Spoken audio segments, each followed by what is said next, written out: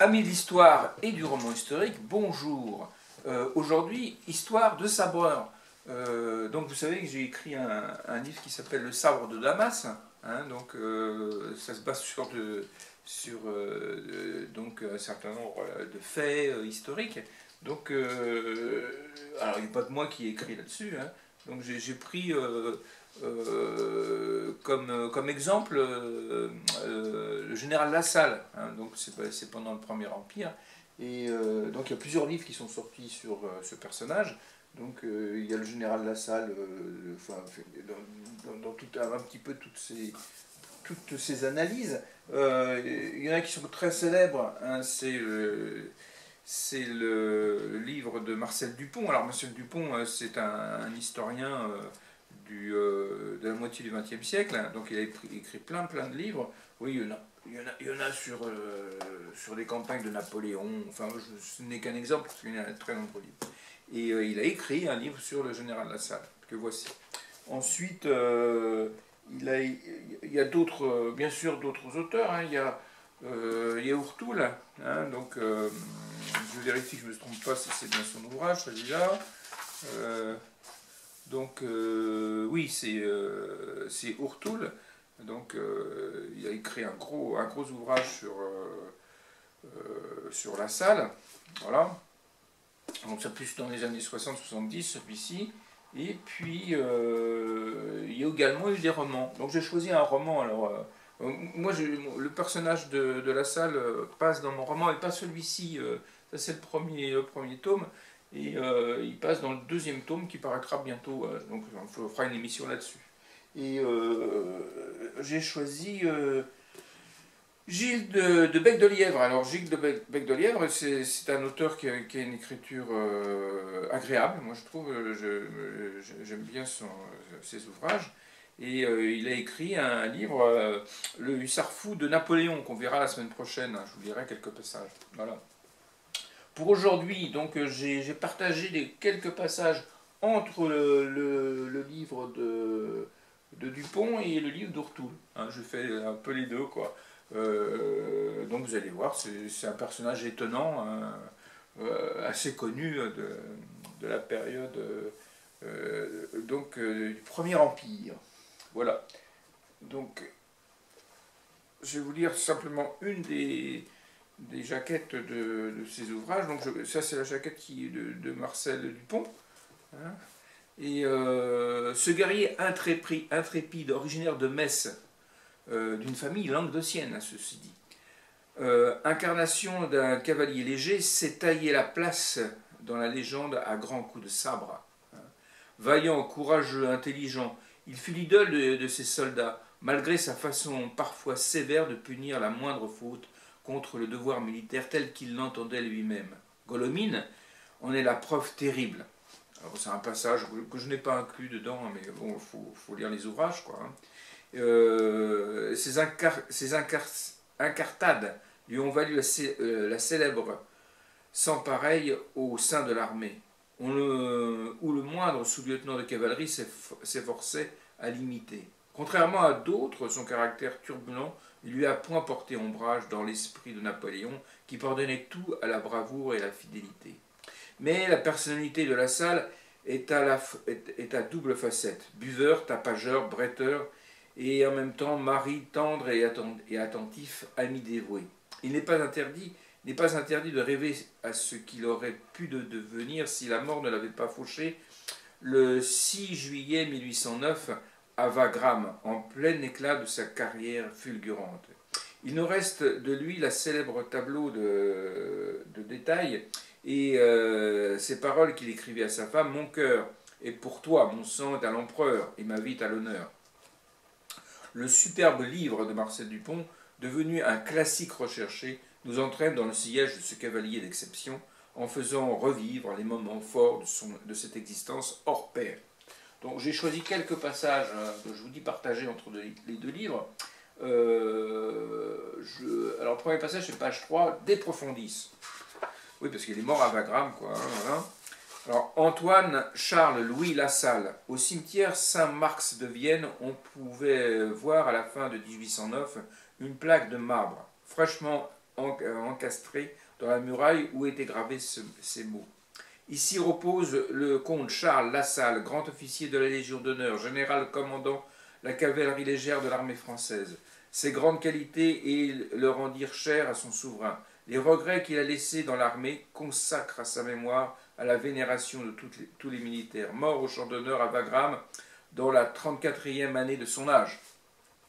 En effet, la grande armée avait pleuré Lassalle et par ces quelques lignes inscrites sur sa tombe, ses compagnons étaient tentés d'évoquer la prodigieuse image de ce héros d'épopée. Elles n'en sont que l'ombre légère. La réalité les dépasse, bouscule la pauvreté des mots, renverse même les concepts de l'imagination et la façon dont Lassalle lui-même en usa avec la vie. Brisant toutes les barrières, foulant aux pieds habitudes, préjugés, règles sociales et accumulant en 15 années plus de gloire, d'amour et de joie frénétique que n'en peuvent contenir sans existence et des murs remplis. Il y avait de qui tenir. Antoine Charles-Louis Lassalle naquit à Metz en l'an de grâce 1775, le 10 mai.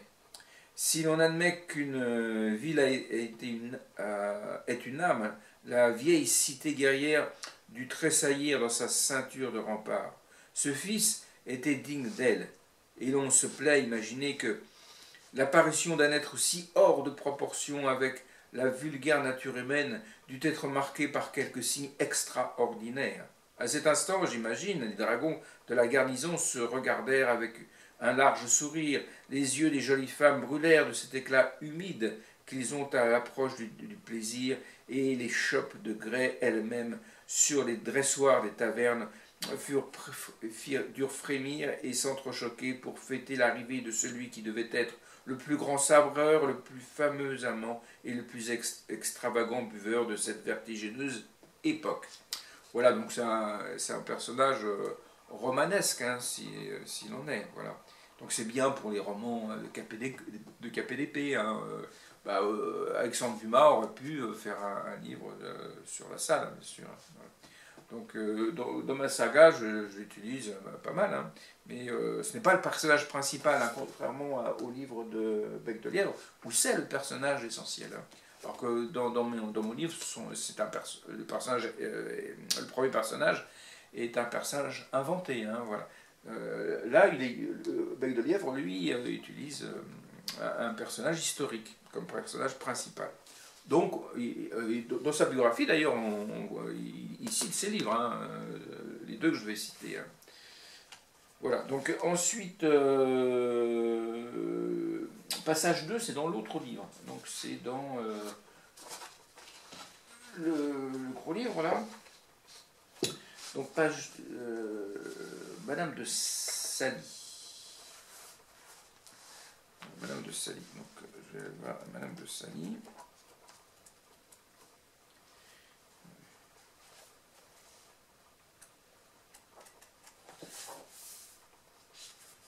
À l'époque où les Français occupaient encore Vicence, le magnifique officier de 21 ans qui accumulait les succès féminins avec simplicité fit la connaissance d'une très belle italienne, la marquise de Sally.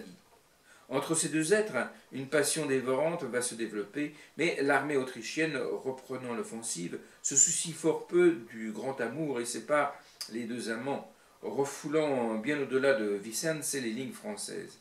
Il ne leur reste que le courrier clandestin, mais cela ne suffit pas pour eux, et l'amour donne des idées remarquables. Lassalle va combiner une affaire invraisemblable. Il transmet ses plans à la marquise et passe à l'exécution le 16 novembre 1797 à la tombée de la nuit. Il a sélectionné son équipe dans le premier régiment de cavalerie d'élite de l'armée à cette époque. Cette équipe comprend une vingtaine d'hommes avec le capitaine Carlier et le lieutenant Nito. La petite troupe s'enfonce dans la nuit vers les lignes autrichiennes. Les cocardes sont enlevées et les cavaliers sont engoncés dans leurs grands manteaux blancs. Il s'agit seulement de traverser les lignes et de gagner Vicence. Pour le reste, nous verrons. Vicence, c'est dans le nord de l'Italie. La Salle, qui parle admirablement allemand, parce qu'il est né en Moselle, hein, marche en tête dans des petits chemins qu'il connaît bien. La première étape se réalise à merveille. Et voici les lignes franchies. Vicence approche. Vicence où, d'après la marquise, il n'y a pas de garnison fixe. Vers minuit, l'objectif est atteint. Les cavaliers sont dissimulés. Et la Salle fonce vers la marquise. Les voilà réunis, enfin. Mais dans son initiative, le jeune officier a combiné l'amour et la guerre. Et Madame de Saly a réuni pour lui des renseignements précieux sur l'état des troupes autrichiennes. Leur conférence d'état-major se prolonge merveilleusement, lorsque soudain, à 2h30 du matin, un coup de feu claque. Aussitôt, la Salle bondit, oublie une partie de son uniforme et retrouve ses hommes en pleine alerte, car des hussards du régiment de Joseph ont débouché et préparent l'enveloppement du petit commando. En somme, il ne reste qu'à rentrer à travers l'armée autrichienne, maintenant prévenue de leur présence. Pardon. Un premier peloton d'ennemis est vite culbuté, mais une seule issue demeure sur la route de Padoue. Au galop, vers la sortie, la sortie est libre, mais il faut franchir le Baccioglione. Et là-bas, gardant le pont, voici rangés en bataille 100 hussards du régiment de Joseph. La Salle et les siens ne sont plus que 18 contre 100. Ça doit passer. La charge est lancée, ces hommes passent presque tous les ponts. La Salle, particulièrement entourée, doit se dégager en blessant 4 hussards. Mais pour lui, le pont est barré. Il doit traverser la rivière à la nage. Sur la rive opposée, ces hommes lui donnent aussitôt un cheval de prise et la petite troupe s'éloigne au grand galop. Par quelques chemins, par quelques sentiers sont-ils pincés. Nous ne saurons jamais rien, mais un fait est sûr, ils passent sans ennui les lignes à l'envers. 4 hommes sont prisonniers, mais 12 Autrichiens ont été tués, 3 sont pris. Du côté français, ce 17 décembre, Bonaparte a décidé de passer en revue la division Masséna et Augereau qui sont alignés aux portes de Vérone devant le général en chef et son état-major.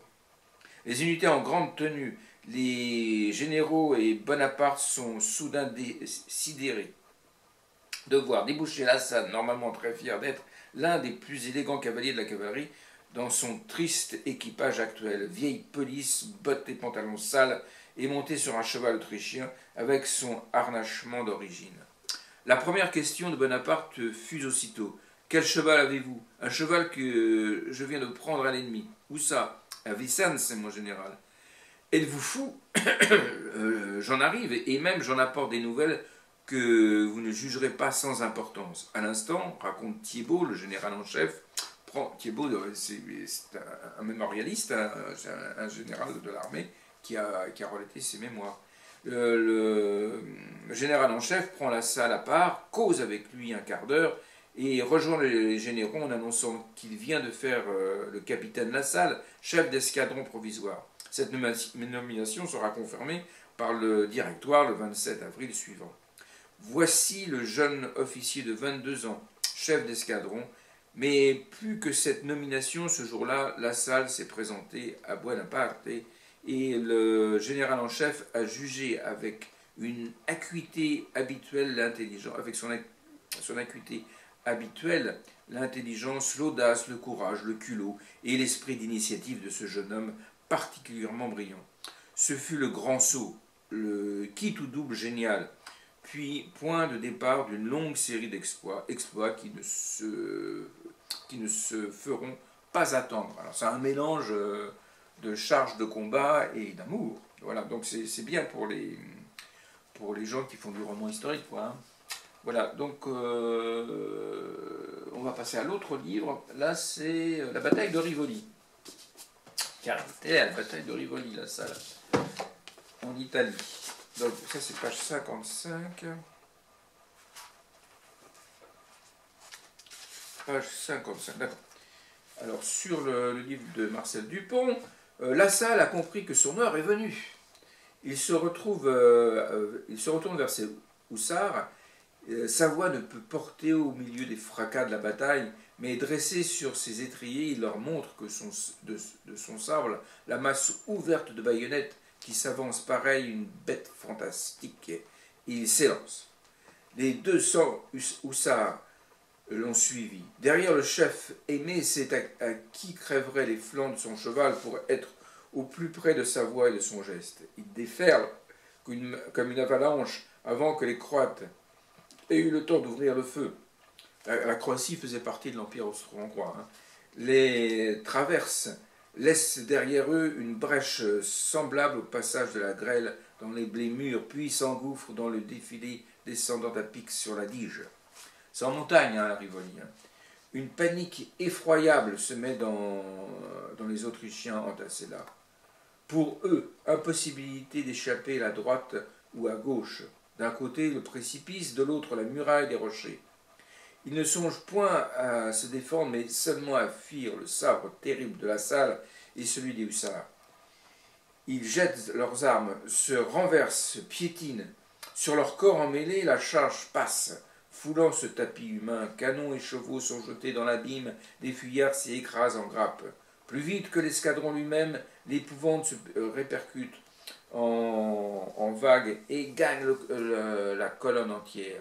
Le corps principal d'Alvensi, un général autrichien, Alvensi, en panique folle, fuit vers le nord. La salle rit.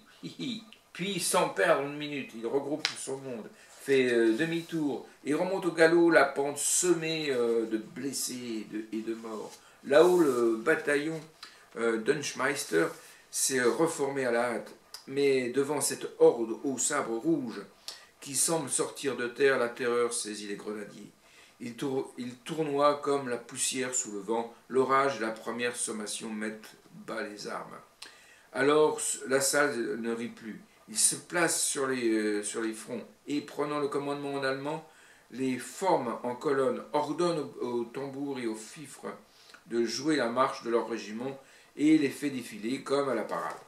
Les troupes décimées de Joubert retrouvent la force d'acclamer le jeune héros. Mais il faut encore rejeter dans leurs montagnes les 3 corps d'Okai et de Koblos et de Lutaï. Écraser celui de Lusignan, d'origine française, qui débouche au sud du plateau. Le combat titanesque se prolonge toute la matinée.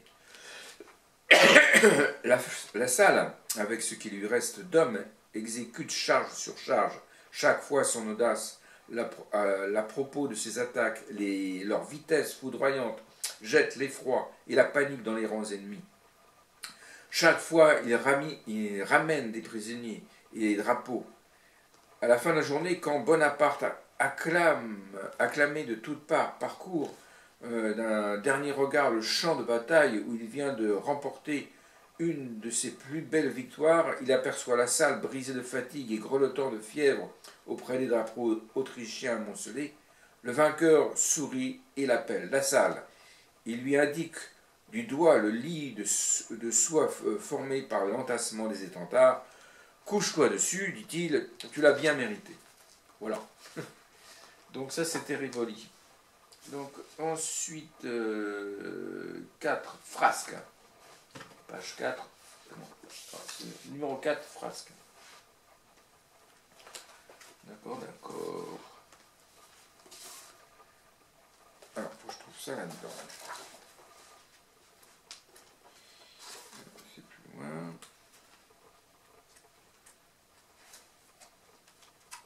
Les frasques de Laxale. Voilà. Voici par exemple une aventure marquante à Agen. Le préfet organise un grand bal, c'est vers 1800 à peu près, et n'invite pas les officiers du 10e hussard ni leur colonel. Ulcéré, parce qu'il est colonel, il a progressé. Ulcéré, la salle n'hésite pas et pénètre en plein bal avec ses hussards, et il fait vite place nette, et surtout le buffet va passer par les fenêtres sous les yeux du préfet furieux. Nappes, vaisselle, bouteilles et friandises sont expédiés en toute quiétude par les hommes du 10e.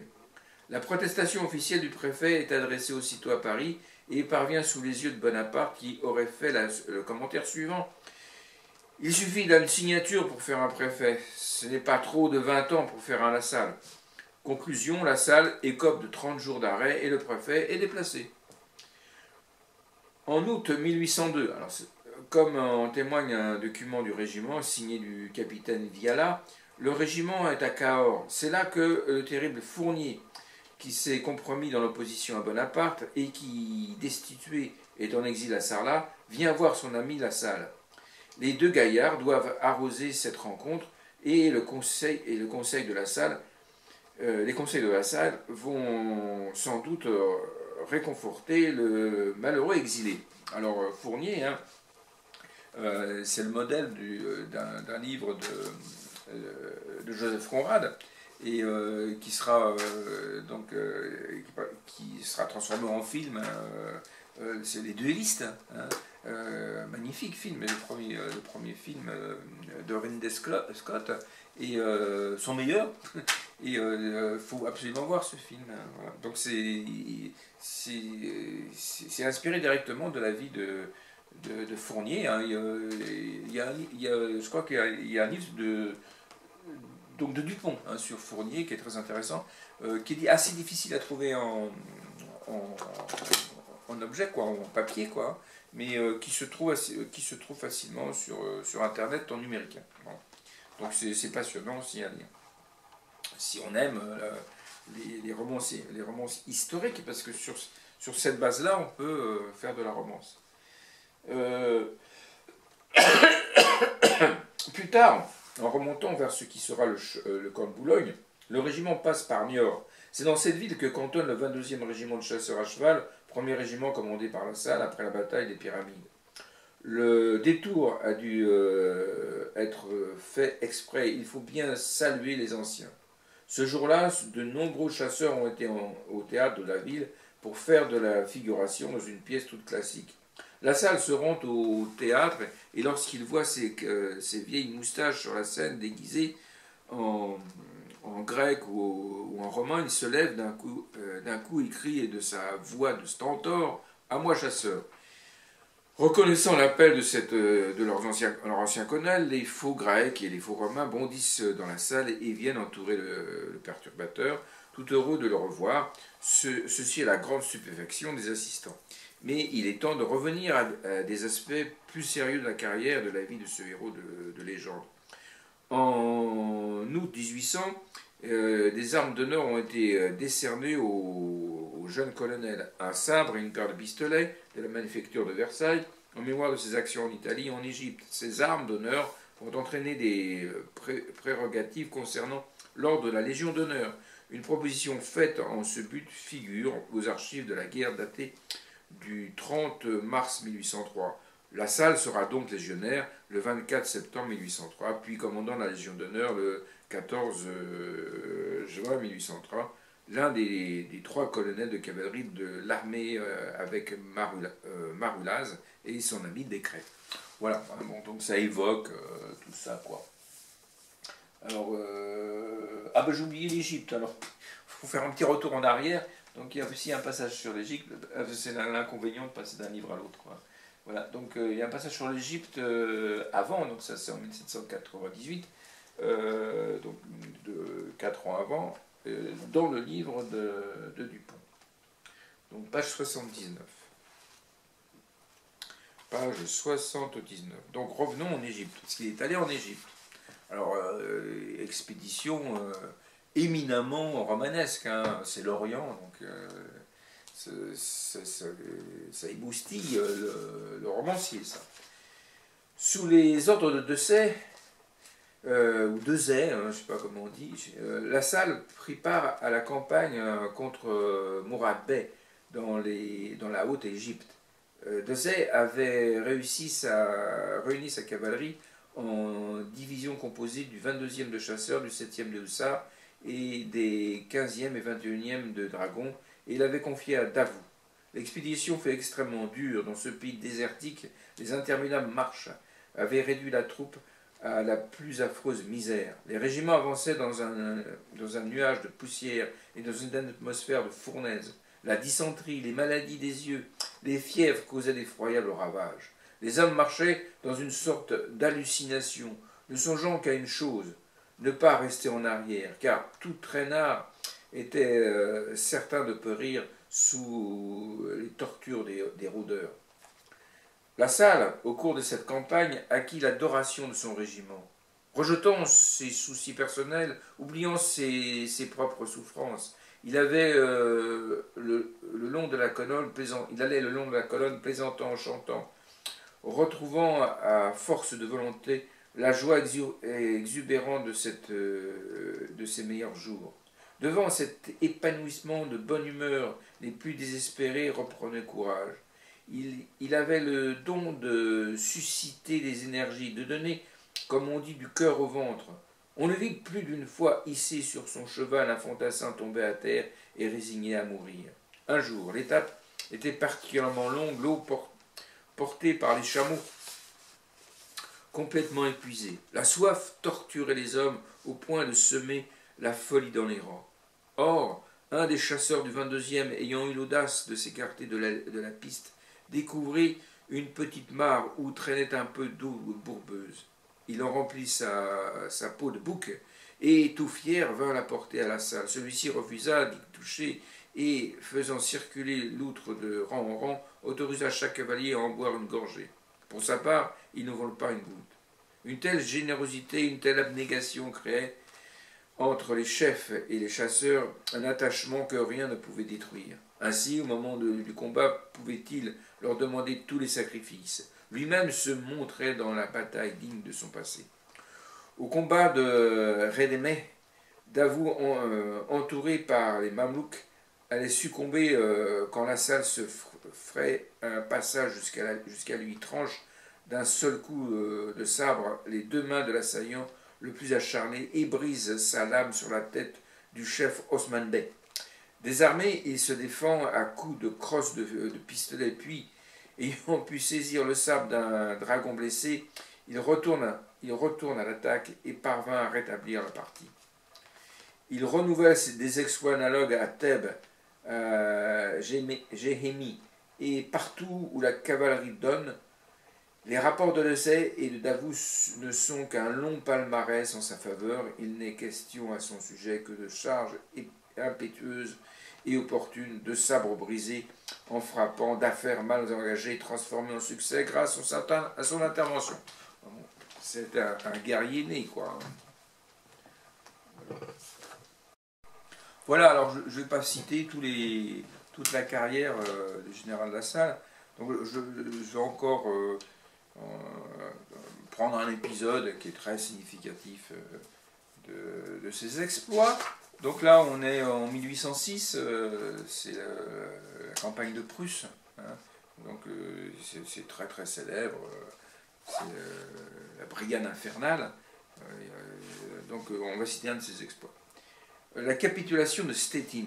La Salle a récupéré caissons et dragons et il arrive sur les collines qui bordent la place forte. Les canons de la place envoient aussitôt quelques boulets. Les hussards se replient derrière la crête de colline bien abritée. Curelli, un de ses officiers, raconte cette journée parce qu'il a laissé des souvenirs, qui fut encore plus extraordinaire que les précédentes. On fit circuler le caisson sur la crête des hauteurs pour faire croire à l'ennemi que nous avions de l'artillerie avec nous. Le caisson reçut ainsi quelques volées de coups de canon. La nuit approchait, le général envoya sur Stettin 2 officiers parlementaires pour semer le gouverneur prussien de livrer la place aux Français. Il se retira avec ses 2 régiments à un lieu en arrière pour y passer la nuit. Cette sommation fut d'abord refusée, mais La Salle renvoie alors ses parlementaires pour menacer la cité des représailles les plus vives, et le gouverneur tergiverse encore.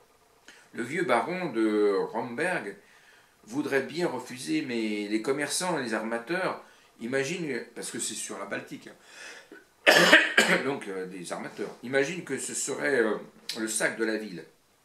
Le dernier soldat arrivé, rescapé des défaites de la veille, ont semé partout la panique. Le colonel Schwartz, c'est un Français, contrairement à ce qu'on pourrait penser, insiste, et finalement le gouverneur signe à 1 h du matin sa mémorable capitulation. Belliard, qui rejoint la salle et devait semer la place, écrit à Berthier.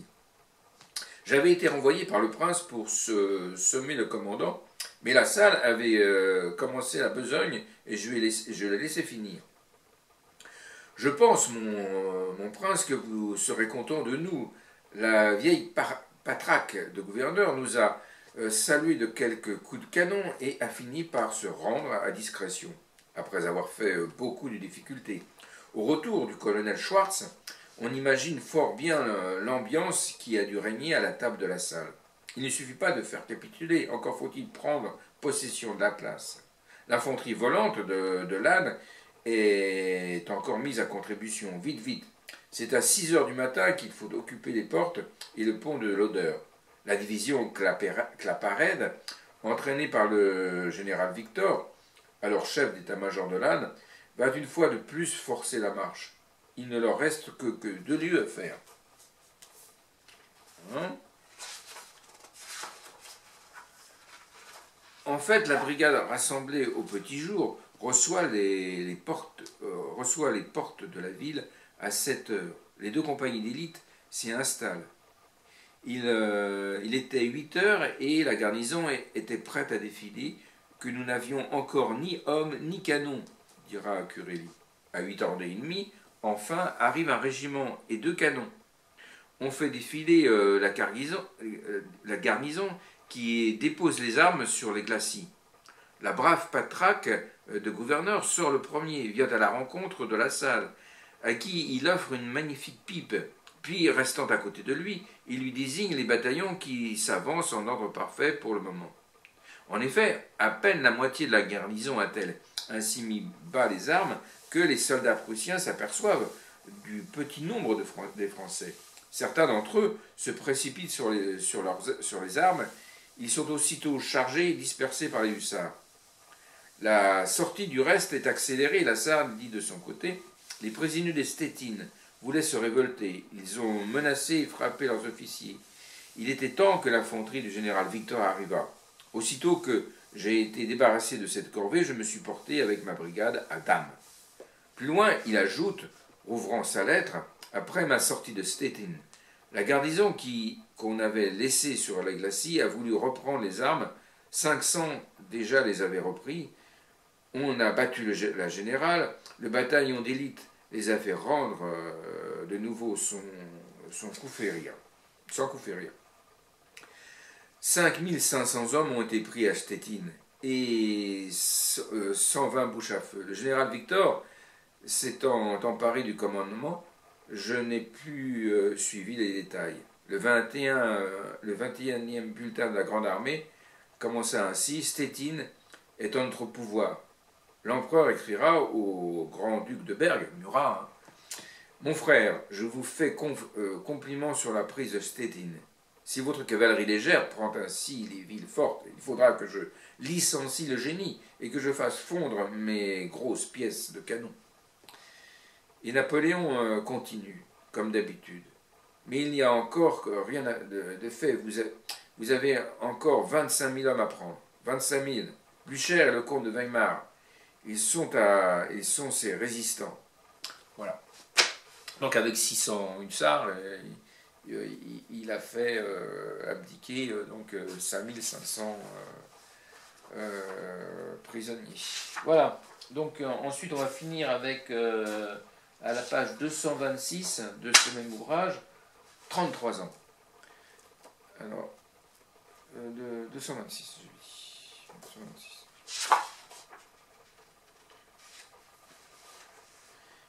Alors, dans la nuit du 27 au 28 avril 1809, à Burgos, oui, c'est ça. Il arrive à Burgos et débarque chez son ami le général Thiébaut. Il est 4 h du matin, c'est un cyclone qui souffre dans la maison endormie. Un fracas de sabres et de bottes et une voix de stentor qui clame « J'ai faim, j'ai soif, j'ai sommeil ». Une telle entrée, ce ne peut être que la salle. Le soir du 28, aura lieu ce fameux dîner que Roderer nous a transmis intégralement dans un magnifique reportage dont nous avons déjà cité plusieurs passages. Ce texte figure dans les causeries du lundi de Sainte-Beuve et nous allons en donner de nouveaux extraits. Roderer écrivit son texte et l'adressa à sa femme, lui disant qu'il faudrait peut-être, pour trouver plus de sel à ce récit, avoir devant les yeux le personnage lui-même avec ses grandes culottes à la mamelouk et la pipe à ses moustaches. Voici un large extrait de ce texte. Alors, Roderer fait au général Lassalle, Roderer dit « Je vais au général Lassalle et voici cette conversation. Général, j'ai l'honneur de vous saluer. » Alors Lassalle répond « Monsieur, vous allez à Madrid ?»« Oui, général. J'ai laissé il y a 3 jours le roi très bien portant. Vous n'avez pas fait de mauvaises rencontres en route ? Point du tout. Il n'y a rien à craindre. Seulement quand vous avez passé Valladolid, il faudra laisser la route de Ségovie du côté et prendre l'autre. Il n'y a pas le moindre danger. Alors Roderer dit ceci, ce que vous dites là est très rassurant. Mais on m'a parlé tout autrement hier et ce matin, et surtout on m'a recommandé de ne pas m'en rapporter au général Lassalle, qui n'a peur de rien et qui fait peur à toute l'Espagne. Comme ma réputation de bravoure n'est pas aussi bien établie que la sienne, je compte demander une escorte. Lassalle répond, quand j'ai passé le commandement est venu à ma route et il m'a dit, général, je ne vous laisserai point partir sans qu'une escorte de 25 hommes. Il y a des brigands. Je lui ai répondu que je n'en avais pas besoin.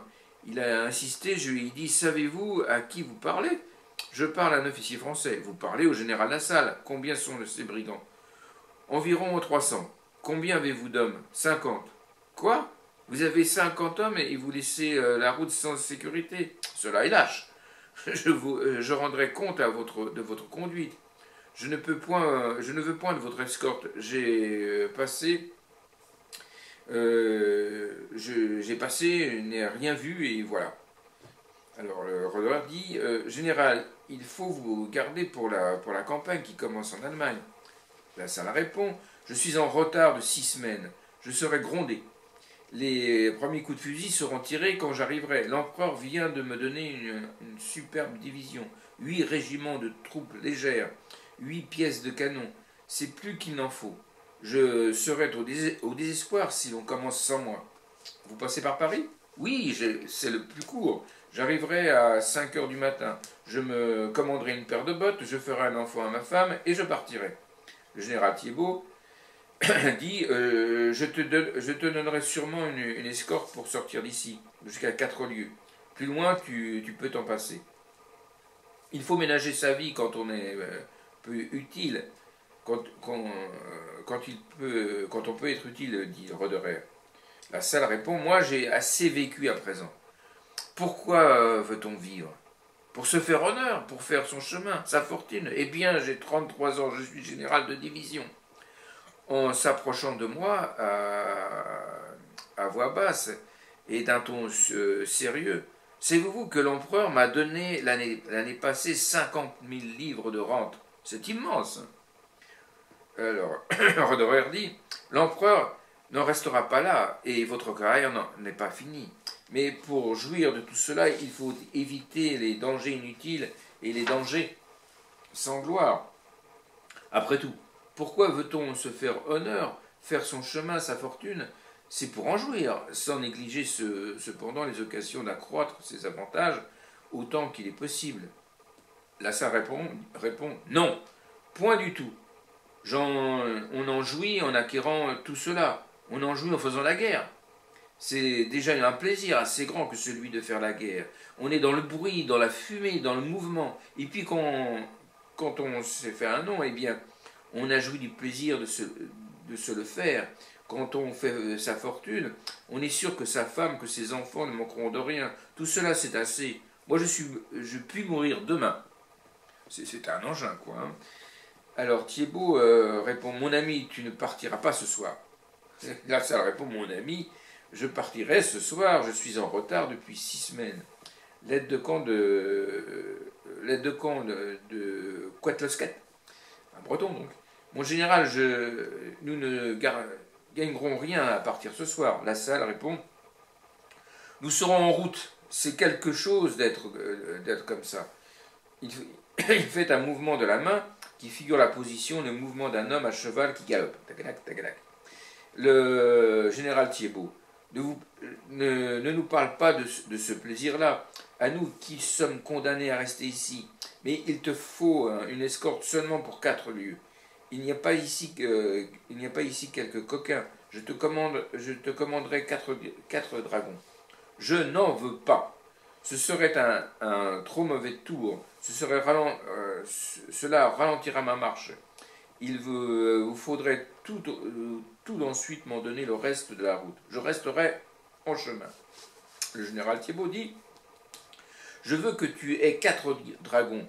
Ils seraient bien montés et te suivraient aisément. Je n'en veux point.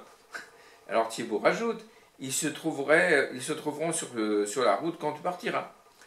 Je les chargerai. On rit.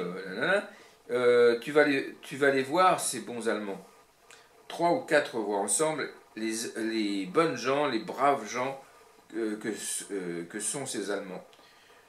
On s'est levé de table, le général Lassalle a donné ses ordres pour son départ, a pris du café et du rhum, a allumé sa pipe dans un coin et est revenu à la cheminée où nous étions en cercle debout. Vous ne me chargerez de rien pour madame dit Lassalle à Buot. Buot, un officier. Si vous voulez, général, l'embrasser pour moi. Lassalle dit, j'ai déjà cette commission pour plus de 20 personnes. Le maréchal Victor me l'a donné, Thiebaut aussi. Je ferai face à tout. Messieurs, vous pouvez y compter. Et le général partit au grand galop. Voilà, tout seul, dans une Espagne en pleine révolte. Il n'est pas mort, et il mourra à Wagram. Voilà, dans une charge de cavalerie. Donc, personnage éminemment romanesque. Hein. Donc, c'est dommage de s'en priver dans un roman. Donc, un roman, dans mes propres romans, j'ai utilisé jusqu'au 5e volume. Hein. Donc, j'ai presque écrit 5 volumes. Le deuxième paraîtra dans quelques temps. Donc, le premier est ici. Le deuxième, dans quelques temps, paraîtra. Où commencera à passer Lassalle. Alors, il y a un roman dans lequel le personnage principal est Lassalle, c'est le hussard fou de Napoléon, de Gilles de Bec de Lièvre, que nous verrons la semaine prochaine. Je vous souhaite une bonne semaine à tous, et donc à la semaine prochaine pour ce joli roman fort bien écrit. À bientôt.